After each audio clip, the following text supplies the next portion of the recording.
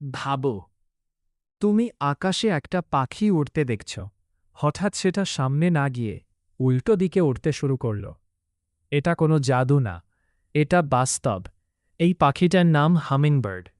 এটাই পৃথিবীর একমাত্র পাখি যা পিছনের দিকে উড়তে পারে। কিন্তু প্রশ্ন হল, এটা কিভাবে সম্ভব?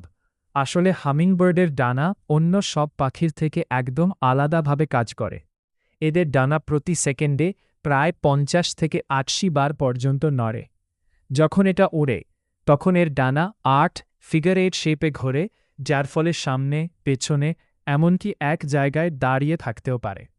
আরও অবাক করার বিষয় হল, এরা মাঝ আকাশে এক জায়গায় থেমে ফুল থেকে মধু খেতে পারে।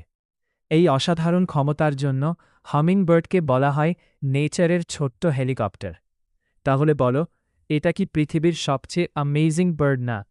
এমন আরও আনবিলিভেবল ফ্যাক্ট জানতে চাইলে এখনই সাবস্ক্রাইব করো।